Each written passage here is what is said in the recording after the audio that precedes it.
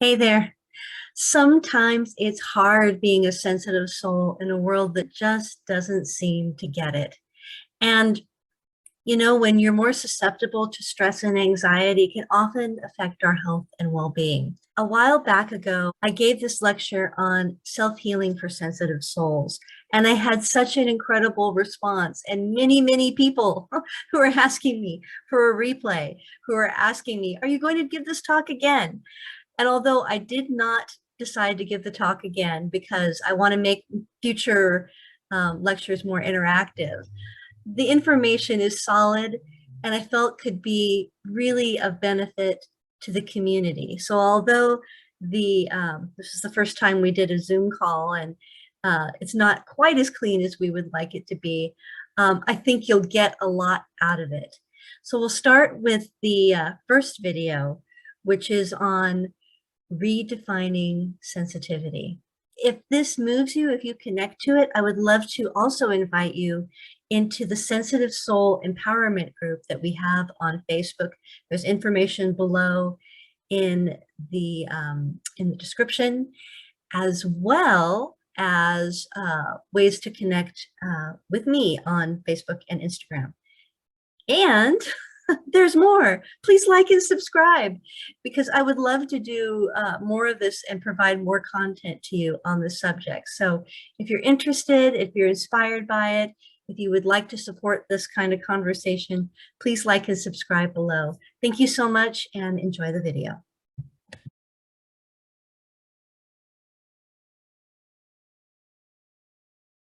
All right. This is the exciting part. We're into our mission, which is to create three simple shifts to unlock our ability to self-heal as a sensitive person that will also change your life. And I really do intend to make these simple but profound things that you can put into practice right away. And the way that we're going to do this is we're going to redefine what sensitivity is. I want to change your mind about stress. And we're going to find out what it really takes to heal as a sensitive person, or as we call it, a sensitive soul, which I really love because it's a combination of sensitivity, which means, openness and receptivity, but also that beautiful depth to that inner world that sensitive people often have. So shift number one, we're going to shift how we think about sensitivity. So I thought I did what everybody does when they're trying to define something. I thought, okay, well, I'm just going to look on the internet and see what other people say that a sensitive soul is. And I was disappointed. The Merriam-Webster dictionary was the only one that had a definition for sensitive soul. And they said, a person who is easily hurt emotionally. Well, yeah, sensitive souls can get hurt, but that's kind of a limited view. But it's also very reflective, I realized, about how our society sees people who are sensitive, and how many of you heard the following, like, you're too sensitive, you don't feel that way, really dismissive. Why are you hanging out by yourself all the time? You should get outside, be with people. You're such a loner. Oh, it's just a joke. Like, you're just, like, don't you get it? Don't be such a drama queen. It can't really be that bad. Or you just need to toughen up, my favorite. You just need to toughen up. I'm going to challenge that. And I'm going to say it is not about toughening up. It's about leveling up your sensitivity. It's about being more sensitive, but mastering what that means. So Western culture reinforces this negative image of sensitivity. And it is a biased view. And we know this because most of the literature has been done in the United States. And when they actually compared Western culture versus, say, Asian culture, they found something very different. So this study is a group of 3 groups of 8 to 10-year-olds, and they divided them into 3 groups. It's kind of a sociability leadership group, those, in Japan, you'll understand it's they're ginky, they're friendly, they're outgoing, they take the lead, and the sort of aggressive, disruptive type. and what they call shyness sensitivity. Well, first of all, I don't even like that term. Shyness is often misattributed to sensitive people. But let's just sort of see how it played out between these two countries, Canada representing Western culture and China representing Asia. So everybody liked the sociable people, right? You know, they're friendly, they're outgoing, they'll reach out to you. Every sensitive person loves someone who'll just come out and meet them when maybe they're not always as, it's not always as easy for them to reach out. Neither of them liked the aggressive, disruptive type. Nobody likes to be bullied or treated bad. But it really shifted when we got to sensitivity. In Canada, Western culture, and this is true across a lot of literature, shyness and sensitivity was seen as something where, and just to be clear, we're talking about people that are peer acceptance versus peer rejection. So aggressive people tended to be more rejected. Shy and sensitive people tended to be more rejected. Whereas in Asian culture, it was very different. Not only did Asian or Chinese children in this case not associate it with isolation, but they actually associated it with qualities of leadership. And I think this is really important, especially in this day and age, because when I look at the TV and I see the people who are in charge, I don't want it to be these aggressive, disruptive people, which they often are. We need more sensitive souls being who they really are in their families, in their relationships, in their communities, and in the leadership in the world. And for me, I believe as we heal and fully embrace our sensitivity, we can bring more of that light into the world. All right. So this is not the best thing for self-esteem. And it's really unfortunate because sensitive people have so much to give. Anybody ever kind of felt down about being a sensitive person? Just type yes in the chat if you've ever felt that. I have my chat over here. Yep. I see a yep. Yes. Yes. Yeah, most of us have. So I actually did my own research on this. I actually gave my first course on self-healing in 2017. And what I found in this course and in my own private practice is that most of the people who were drawn to work with me were highly sensitive people. And I knew this for myself, like I know what it means to be a sensitive person, but I wanted to get a real idea about how other people experienced it. So I actually gave 20 interviews of 30 to 60 minutes long, usually over 60 minutes because we just got down into it. And I also did extensive research on public forums. And although I sadly lost my interviews, a lot of things I was able to save, and I'm going to share some of that with you today. So the challenges that I found for sensitivity are the same challenges that are found in a lot of the literature. So sensitive people get easily overstimulated by their environment from the time they're very young, like when I was a kid and was a colicky baby, right? It's very common for sensitive people. They experience emotions more strongly than other people. They have difficulty with criticism, yeah, because they feel it all, right? My dad looked at me the wrong way and I felt rejected, right? Possibly there's been bullying that's happened because of peer rejection and isolation when when we kind of cover our light, people can't see it. And it's very easy to become lonely and isolated. People can feel dismissed or invalidated. Again, you don't feel that way. Feeling different than other people, like you live in this world, you seem to function really well. I don't get it. I don't get, the meanness of the world. I don't get the fact that joke because I get the joke, but I don't understand the meanness underneath it. This is something I heard a lot in my interviews.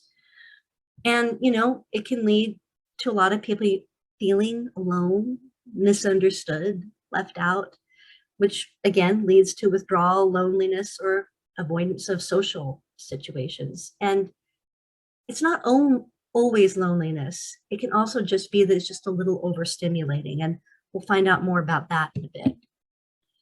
There's a sensitivity to rejection that can happen. And these are direct quotes. Everything I share here is a direct quote from some public forum. I only took it from public forums. And so there's some misspellings here because that was how they typed it in online. Mean people really get to me, and I can obsess for it for 3 days at a minimum. One remark can haunt me for the rest of my life. Even if I get past it, I cannot for the life of me unremember. And for men especially, it is particularly difficult. This is a quote from a gentleman, and I found this, I'm sure it's common among all sensitive people, but because the culture, it's more culturally accepted for women to be sensitive, it can be really hard for men in their peer groups just trying to, feeling that tension between authenticity and fitting in with the group. So I've repressed my sensitivity all my life. In a way, it was my shame. People feel shame about being sensitive, especially a sensitive guy. I've always wanted to be the tough guy that was never fazed by anything. I tried real hard, but it never really worked. I fear showing the real me. It's so sad that we do that. But sensitivity has wonderful gifts too. So its strengths are its compassion and empathy. They help reflect the best in other people, help people get in touch with the sensitive side that we all have, but may not be in touch with. I'm sensitive to people's emotions. Any kind of change, I will react. You can also feel it deeply. I have never ridiculed, bullied, or intentionally hurt anyone in my life because causing pain to other people is extremely painful to me. Imagine if the President of the United States had that kind of outlook. What would change overnight? Or any country, because obviously we're dealing with many countries here. It's almost, I can easily sense people's emotions. Great if you're a therapist, great if you're a healer, great if you're a school counselor, great if you're a manager. It's almost to the point that I can also feel others' pain as well. Sometimes it's just unbearable. So there's these, positive aspects, but sometimes it can be a little bit too much. Attention to details others don't notice. Sensitive people make great employees. I can see what everyone else can't see. I seem more alert than other people. I noticed that deer that no one else noticed. I pointed out that detail in that movie that no one else picked up on. So they take in life and notice a lot more than other people. And there's a reason for this, which we'll find out in a bit. They value intuition and that inner voice. And this really gives them an edge on a lot of things. They'll say, I'm trying to be more quiet and listen. Why? Because they value it. My strength is being vulnerable. So for me, actually, most of the people that I interviewed, even though they felt the pressure to conform and be extroverted, none of them really wanted to give up their sensitivity trait because it allows them to take in so much more beauty. It allows them to see people so much more deeply. It allows them to have access to something inside that makes life more alive. They have a deep appreciation of art, music, nature, places where sensitive people, even in our culture, have been known to thrive. And like I said, most people like being sensitive. I like being a sensitive person, in that I'm a very friendly and gentle person, but it's hard to live in a world where most people aren't even close to being as sensitive as I am. And I think it's right to be highly sensitive if that's how we are. I tried to actively hold that sensitive nature because it's real, much more real than all the fake people out there lying and judging. I think it makes for caring people. So as much as, there are struggles with sensitivity, there are also a lot of gifts. And so at this point, you may be wondering, Tabitha, why are you spending so much time on sensitivity?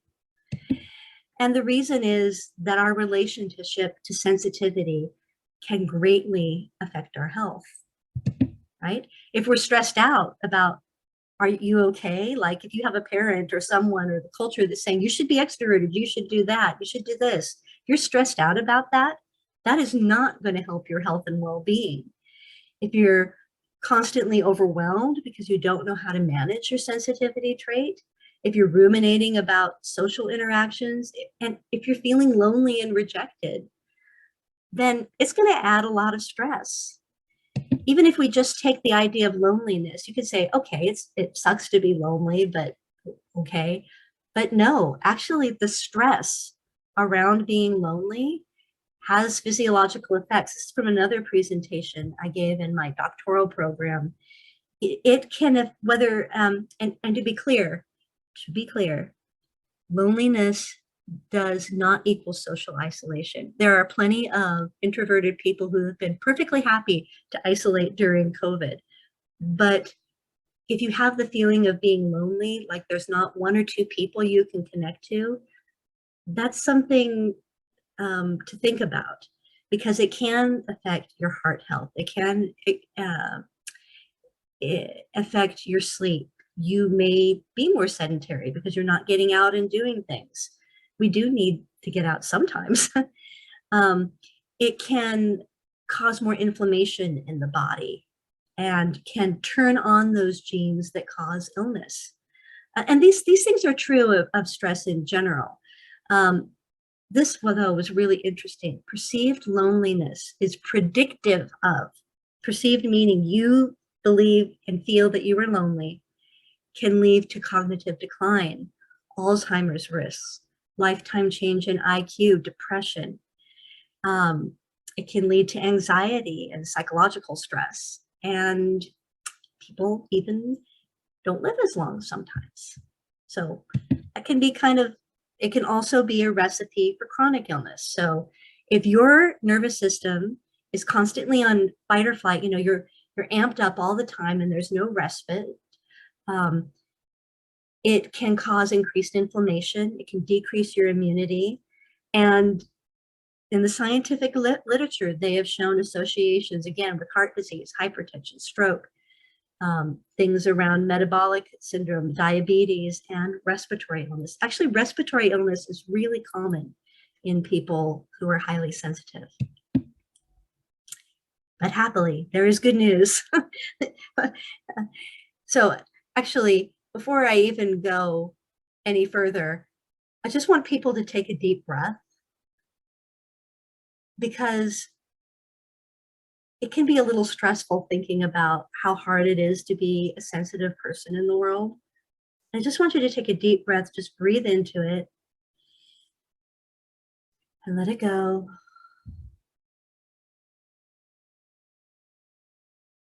And really breathe in also those positive qualities that we talked about. And the fact that our cultural understanding of sensitivity is changing. So a lot of this happened with this book called The Highly Sensitive Person, that was based on a 5-year study by Dr. Elaine, Aron.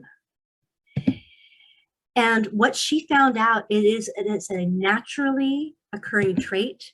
It is almost always genetic. It occurs in 15 to 20% of the population. What does that mean? If it occurs in 1 out of 5 people, that is a natural thing. That is not a disorder. There is nothing wrong with you. It's just a natural thing. Not only has it been shown to be true in human species, they've actually tested it from great apes to fruit flies, literally, and they have shown the same characteristics. It has an evolutionary advantage. Sensitive people, because they're more careful, because they take in more information than other people, they're more careful. They think twice about things. It's characterized by this sort of pause and check mentality. Like, sensitive people are the kind of person says, remember to take your umbrella because it might change, or you might want to think twice about doing bungee jumping because it might affect your spinal cord, whatever, you might have an injury. they're just more, they think about things more. If a sensitive person walks into a room, they will notice much more information than other people. They'll notice the feel of the room. Does it have a good vibe or a not good vibe? Do people look happy, depressed? What was the person? One thing that Elaine said is they will recognize the personality of the person who did the flower arrangement in the room. The nervous system of a highly sensitive person actually takes in much more information than the average person. And for that reason, they can get tired really easily. They can get overwhelmed really easily. Researchers call this sensory processing sensitivity. It means that their neurological system, their sensory part of their neurological system, takes in more information. And what's interesting is that when Elaine did this research, she found a real divide between people. So 20% are sensitive souls, and then 27% were kind of on a continuum. They could understand sensitivity, but maybe weren't quite as sensitive. And then there was this dramatic change. Only 8% who said, I'm not sensitive, and 42% that said, I am not sensitive at all.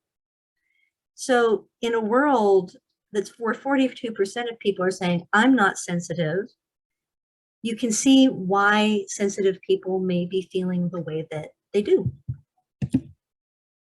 So sensitivity comes in many flavors, and it can be affected by many things. Because sensitive people take in things so deeply, they can be more affected by trauma, by negative experiences, by pain and illness. This is something I talk more about in my self-healing program.